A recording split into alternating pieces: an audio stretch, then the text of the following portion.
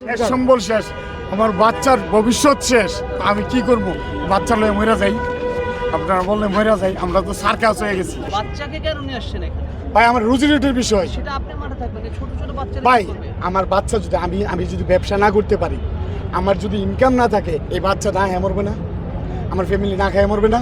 তো আমার ফ্যামিলি তিলে তিলে মরাচ্ছে, আমরা একসঙ্গে মরে যাবো, একসঙ্গে মরে যাবো। আমার আরেক ব্যবসায়িক ভাই জেলে থাকবো, আমি বাইরে থাকবো, এমন তো হয় না। আপনি নিবেন, সবাইকে নিয়ে নেন। এই বাচ্চারা তো শিশু। কিছু বোঝে না। ভাই বোঝে না। তাদের তারপর আমি কই ফিউচার আর যদি আমি না দিতে পারি, মরে যাও অনেক ভালো। সম্মানের সাথে আমি একদিন বাঁচবো, অসম্মানের সাথে আমি 100 বছর বাঁচতে রাজি না। আমার যে সম্মান ছিল, এই সম্মানটা আপনারা অবৈধ ট্যাগ দিয়ে আমার সম্মান ক্ষুণ্ণ করছেন।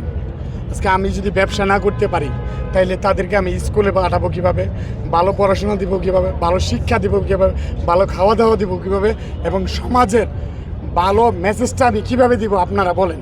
আমার অর্থের ইনকাম তারা খাচ্ছে। আমার ওয়াইফ বলতেছে তুমি একা যাবা কেন? আমার ওয়াইফ আমাকে এই পরামর্শটা দিচ্ছে, আমি তার জন্য আমি নিয়ে আসছি আমার জীবিকার তাগিদে। আমি চাই এই নিয়ার সম্বন্ধে 1 বছর ক্যাম্পেইন করা হোক। সরকার যদি জনগণের সমর্থন নেয়, আমার কোনো মানে এটাতে কোনো দাবি নাই, ব্যাখ্যা নাই।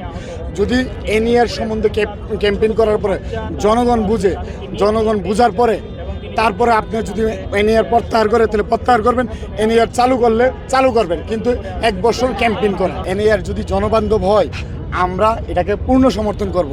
যদি জনবান্ধব না হয়, তাহলে এটা সবাই প্রত্যাহার করবে, কিন্তু এর জন্য 1 বছর ক্যাম্পেইন করেন। আমার একটাই দাবি, সরকার যে মানে আমার কই টাকা তো আমার পকেটে যাবে না, যাবে ভোক্তার পকেট থেকে।